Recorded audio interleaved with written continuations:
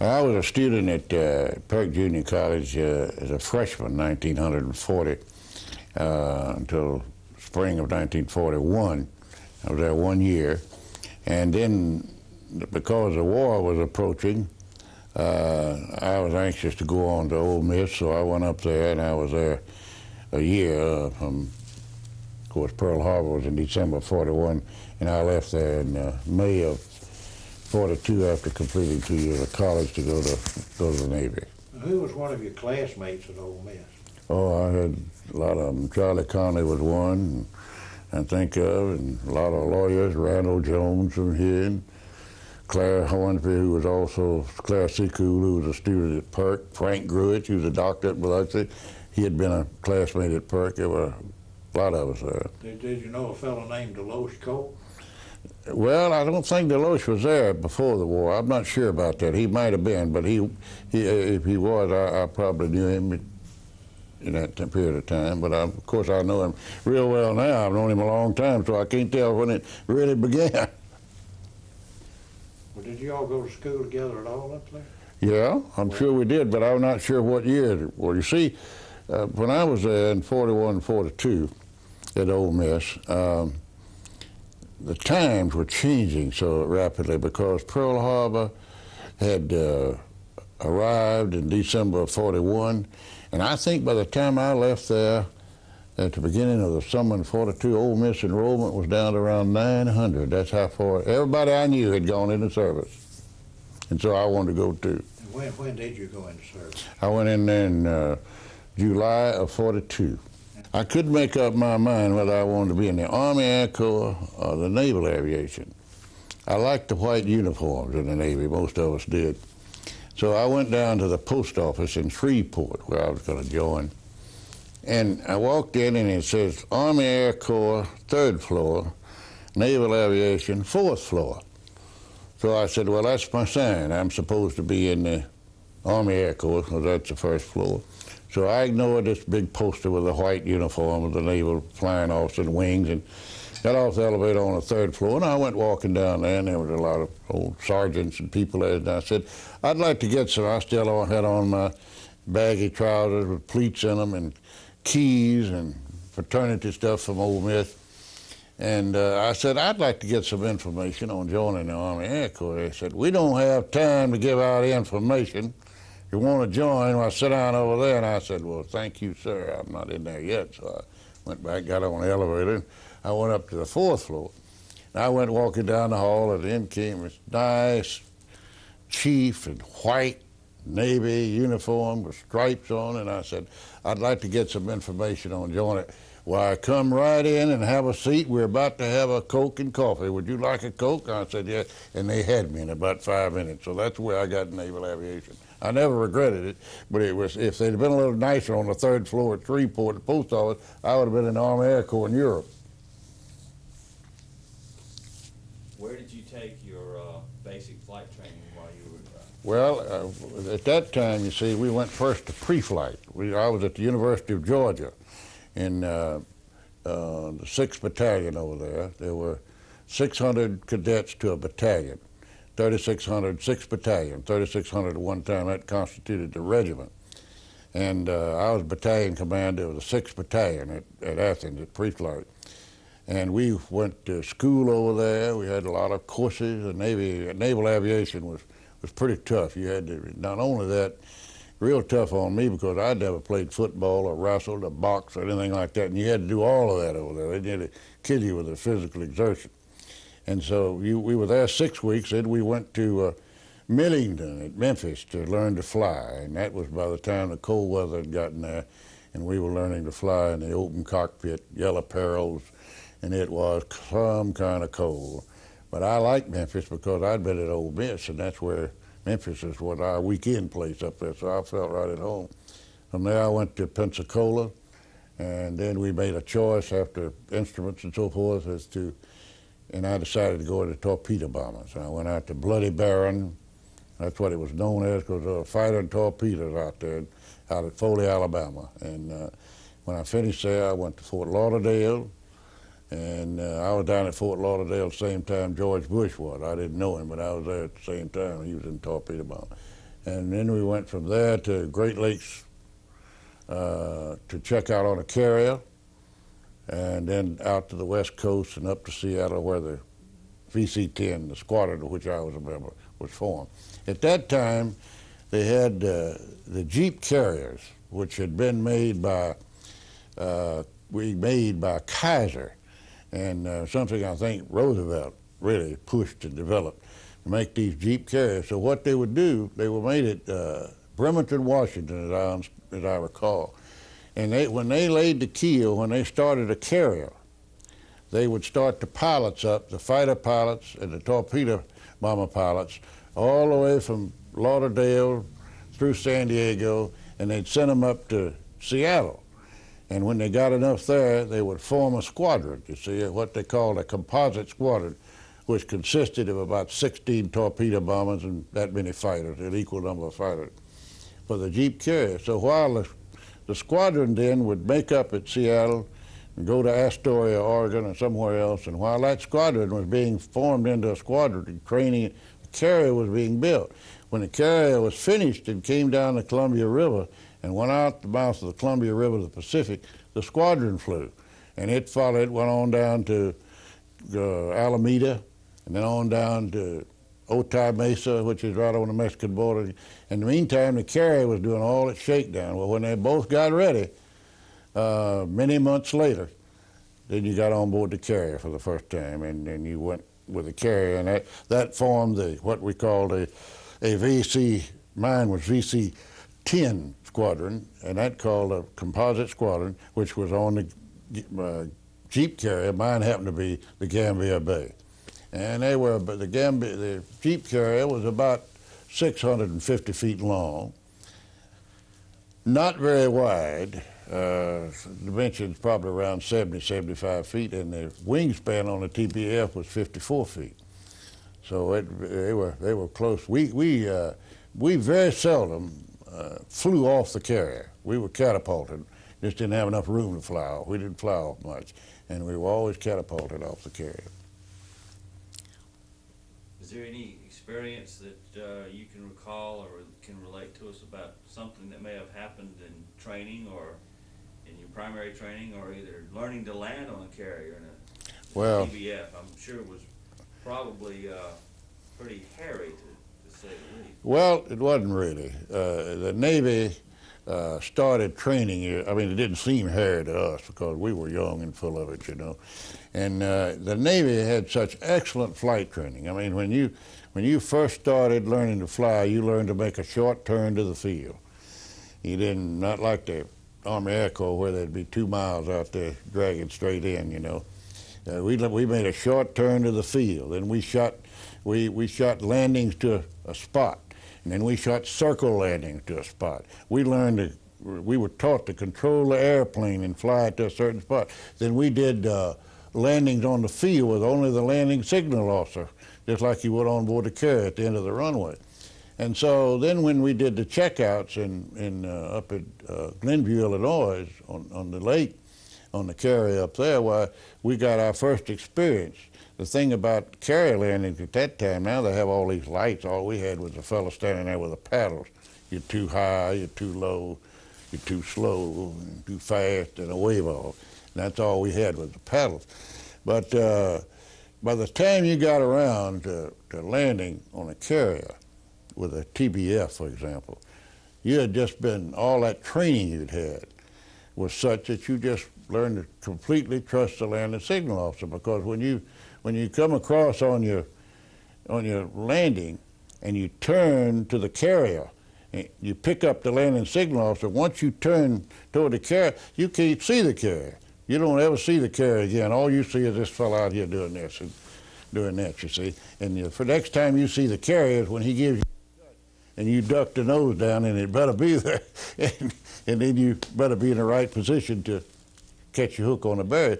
So the Navy training was really so good from basic training on, until by the time we got to carrier landings, we were just sort of, it looked like it was really a mystery to somebody else, but to us it was sort of matter of fact, you know. I don't mean there wasn't any danger in it, because every now and then one would go in. I remember one day one of our best pilots named Hovey Seymour was a All-American at Yale, and he came aboard off San Diego. He was coming aboard, and I was right behind him, and he although being one of the best pilots, he made an error when the landing signal officer gave him a cut. He cut his engine and looked down and didn't like what he was, but the rule was that you land. With the landing signal officer, you go on, you don't, and he poured the coal to it again, and that made the torque of that big thing just rolled over and put him in the water, and he hit his head. His air crewman got out, but he was just sitting up in the cockpit. When she went down, they didn't have all these helicopters and things in, you see, like they have now. All we had was a destroyer called a plane guard following behind, but you know, they couldn't get to you. That plane go down in a couple of minutes. You never rescued anybody like that if they didn't get out. They could rescue you if you got out in the water. So there was an element of danger to it, but I attribute the training we had with the Navy was so good until it was sort of matter of fact with us, you know, and making carrier landings. And very seldom did you have a accident as a result of carrier landing. That's the only one I could really remember, except I could remember a fellow in a fighter one day in the FM, which Deloach Cope flew,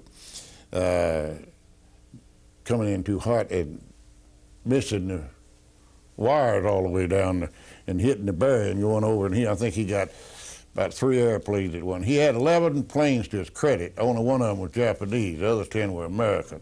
I remember in his training. And that's the one Japanese he had. It was an old fellow flying an old valve when the planes came back into Tinian and Saipan, and it was just a shooting duck. And Lisher, who's a pharmacist up somewhere in Dakota or somewhere, Lisher got this old valve, which is an old slow-flying Japanese plane, and he followed him around in the traffic pattern and shot him down on final. That was the only Japanese plane he had to credit. Poor fellow was just trying to land. But he had 11 planes to his credit, and 10 of them were American. And but you know, usually it was amazing. I think the Navy training was probably the best training to make a man out of you, and the best flight training in the history of the world. The flight training we had then, and probably still is great. I'm not familiar with it now, but it taught you how to fly and how to feel the airplane and be a part of the airplane, you know, and it was just great training. What about night carrier landing?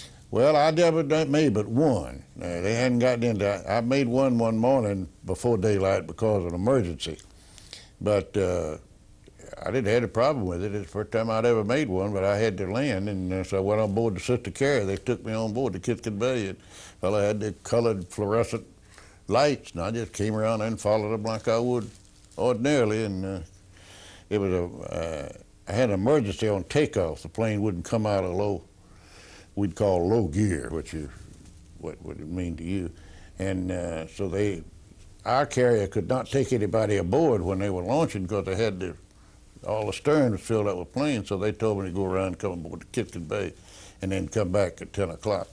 Tell you a funny story about that if you got time for it.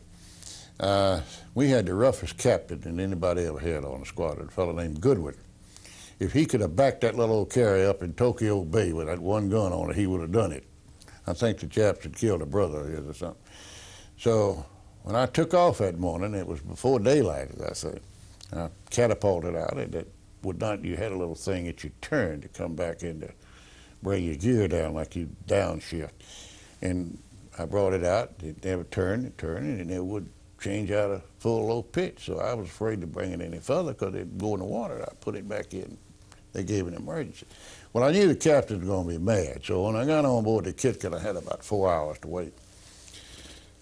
And although your carriers would steam alongside each other, you know, you just look out there and see it all. You never had any exchange between them because it's like being in two different worlds, you know. And so I said, do y'all have any movies that we haven't? And yeah, I said, we got a good one. We got one called Shine On Harvest Moon with Ann Sheridan and Dennis O'Keefe. I said, oh my God. I said, my captain was crazy about movies. I said, We looked at all hours twice on board the carrier. I said, put that in my plane. All right, we'll do that. So they loaded it in my plane. The catapult, I came around, landed on the Gambia Bay just as soon as I got forward of the barrier. Pilot of Blanco Hotel 93 lay up to the bridge. I knew he was getting ready to chew me out, you know. So I went up, climbed up there. He said, what happened? And I told him what had happened. He said, why didn't you pull your lever back? I said, I had it back as far as I wanted to go with it. Captain, if it changed in, I was going in the water, so I wasn't going to pull it any further back. Well, they must be able to have it checked out. I said, by the way, Captain, I said, I brought back a new movie, Shine On Harvest Moon, with Ann Sheridan and Dennis O'Keefe. Well, that's fine. Sound the movie call. So they sounded it. So everybody, the word got all around the ship. We had a new movie. So 1900 that night, 7 o'clock civilian time, we all assembled for the movie. Well, when you went to the movies on the hangar deck, and everybody sat down and you waited for the captain to come in. So in comes Goodwin, you know, with all this stuff hanging all over him like he always had. Everybody stood up and sat down. They cut the lights out. And it was Moon Over Miami or something with Roy Rogers and Dale Evans. and they started hooting and hollering, and I started trying to figure out how to get out of there before I got court-martialed. They had put the wrong damn movie in there, and I never did see Shine On Harvest Moon until many years later. Every time I see it, I think about how close I came to getting court-martialed. That damn fella had put the wrong movie in that airplane after all that announcement and everything, so I was back in trouble again. Well, those are the kind of things that happened. We had fun, you know, and good memories about, you know. They covered up the loss of somebody or somebody that didn't get back that day or something. But I had a lot of fun in the Navy. I bet you Deloach would tell you the same thing. We had fun, you know. We were about serious business and might not get back when we left that morning, but we had a lot of fun. Well, there was one day you didn't get back. One day I didn't get back. Yeah, we were on the... you could describe that day for us. Okay. From the time you took off from that aircraft carrier until... Well, we were at Saipan, and we were there for the invasion of Saipan. D-Day was June the 15th, 1944. And our job was to support the Marine. That's what the Jeep carrier did generally, support the Marine landing. So on D-Day, I had a very interesting assignment, which we'd have practiced across out of Hawaii.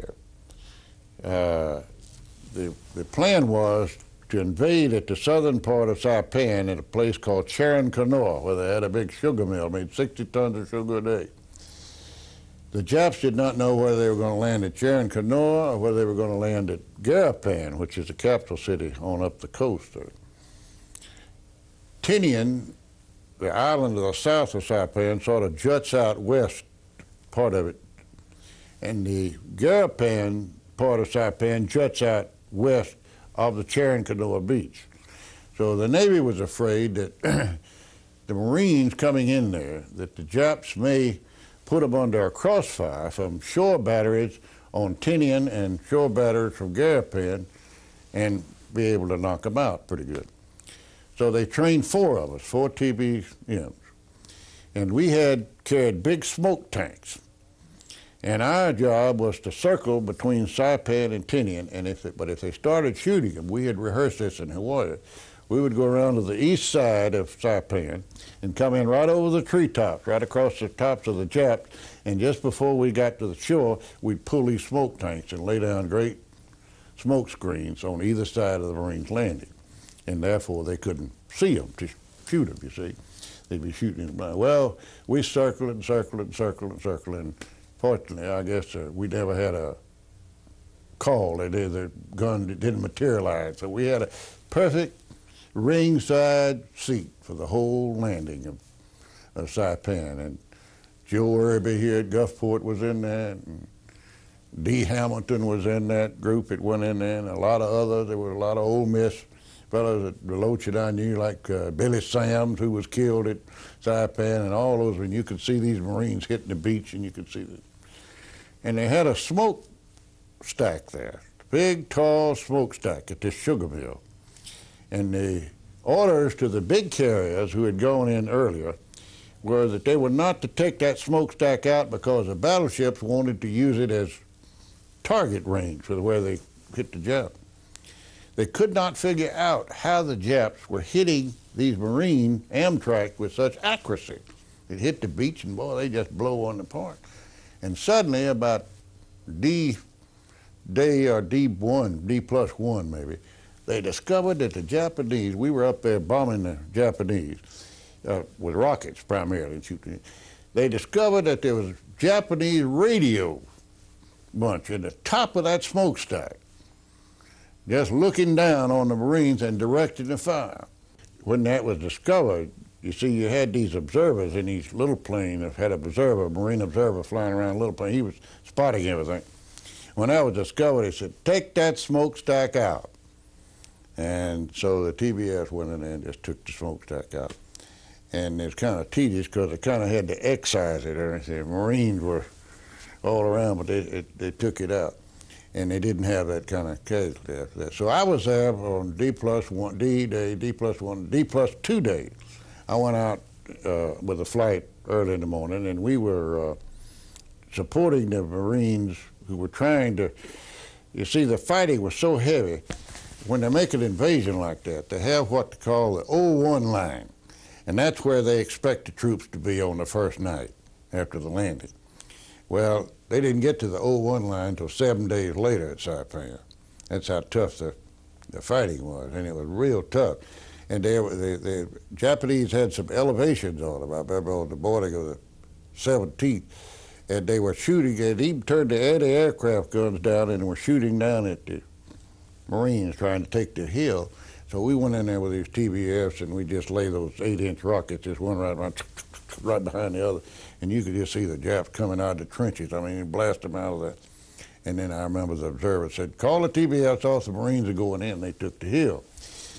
I went back to the carrier, and one person had to fly again that afternoon who had flown that morning. And my job as a flight officer was to assign the flights. Well, when I went to put somebody's name up there, 2 or 3 of them moaned, you know. So I said, well, we'd flown 6 hours. So I said, I'll just go. So I wrote my name up. And we went, 3 of us were assigned on the western side of Saipan, just with 500-pound bombs for whenever the observer called us to go in and do. And he called for one TBF to go up to Garapan, that there appeared to be an ammo dump out under some trees on the eastern side of Garapan. And so I told Bucky Darling, who was a little senior to me in the flight, I'd take it, so I took off up there. And it was, we had a lot of fire at the planes on D-Day and D plus one down in the Chariot, but on this particular day, I didn't see any fire. And I went around, it's a beautiful little city.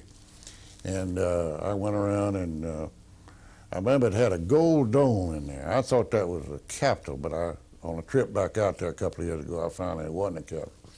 But anyway, I came around and made a, what we call a glide bombing run on it. And I didn't like my dive. I got too steep. So I pulled up and I called the observer and said, I'm going to make another run at it. No fire at all. So I made another round. And I came back and I made the dive. And just as I leaned over, just about the time I started to punch the lever, drop the bomb, a shot came right through the right part of the cockpit. And I released the bombs about at the same time. And there was a hole about right here, which just hit me right in the face when it came through.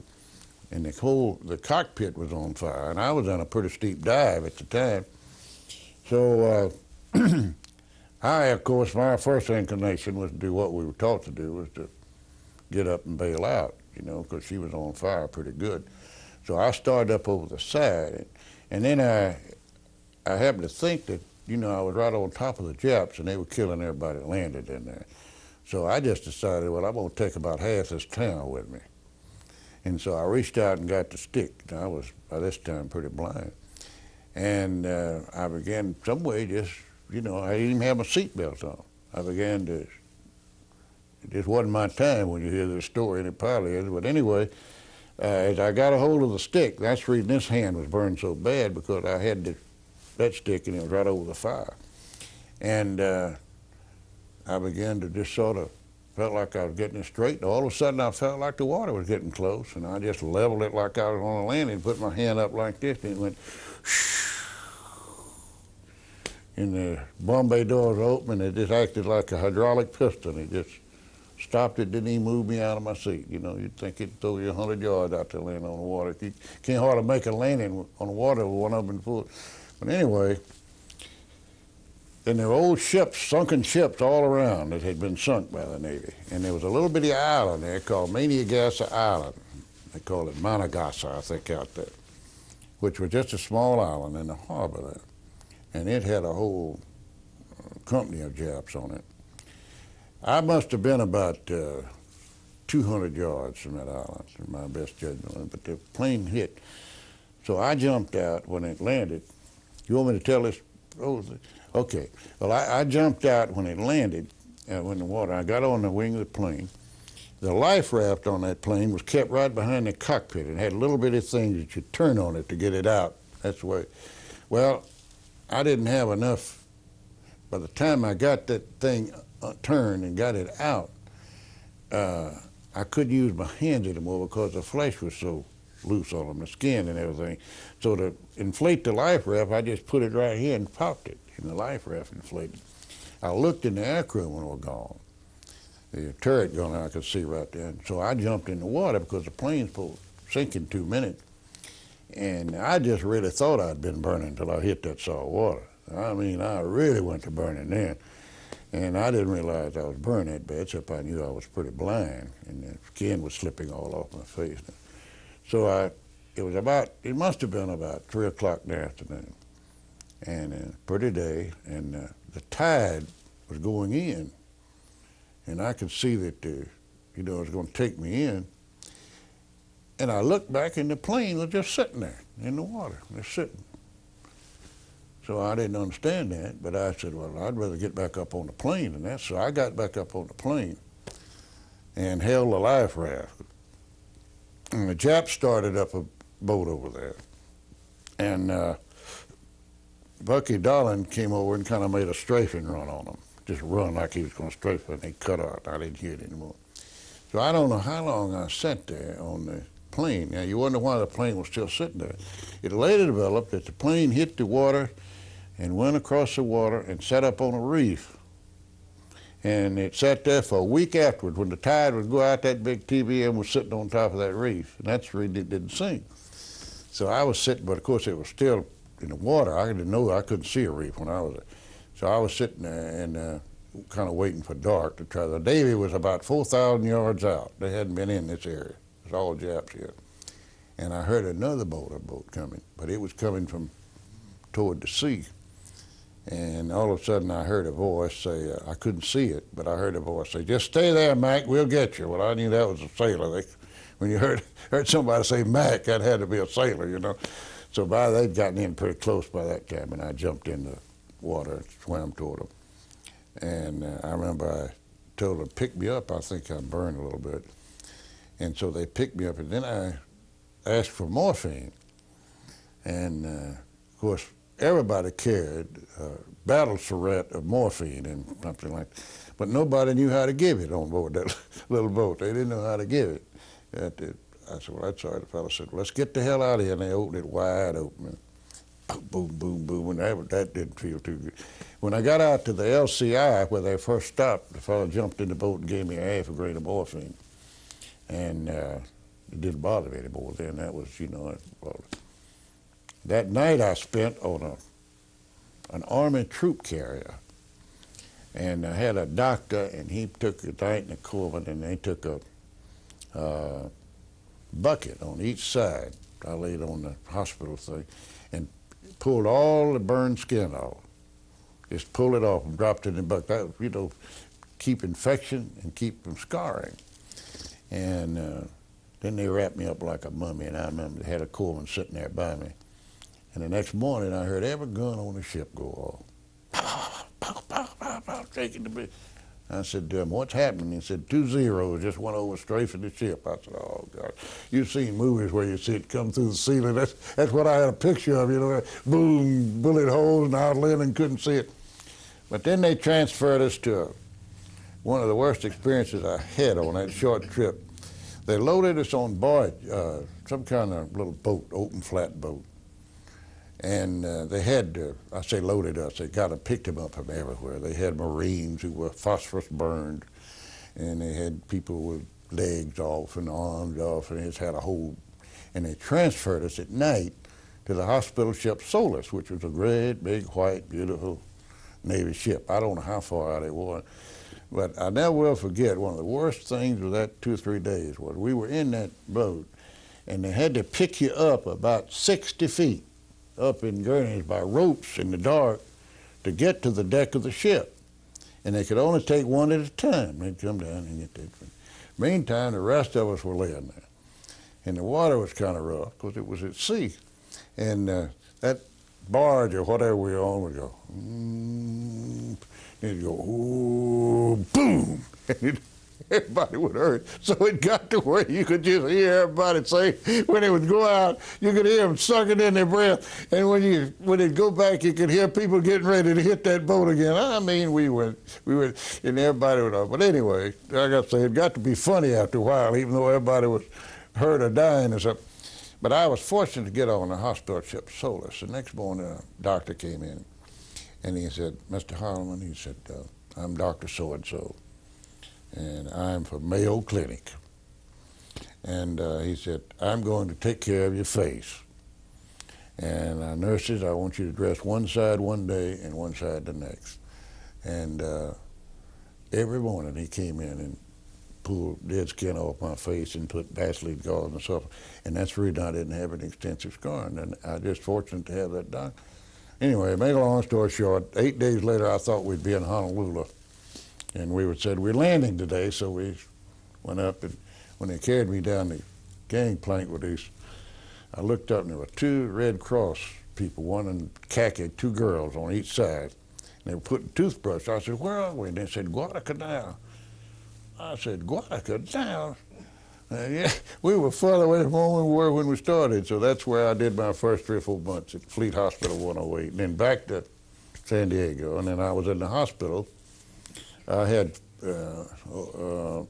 36 skin grafting operations, 23 of them under total anesthesia, and I had another great plastic surgeon who did that in California. And then after about a year, I went back to flying, had to learn to fly again, stayed in instructor school. I got out of the Navy, but it was a great ride. Did your crew members, in fact, actually get out of the plane that day? Oh, I'm sure they did, but of course, I didn't know. You see, the report was that one chute opened and one didn't. That was a report from some Marine or something or something. I never did. They weren't in the plane. If they'd stayed in the plane, they would not have had a scratch if they'd known that, but they didn't know that. See. So that day was the last day you ever saw them? You don't know? Oh, yeah, it was the last day I ever saw them. To this day, if they made it? Oh, no. Oh, I know they didn't make it.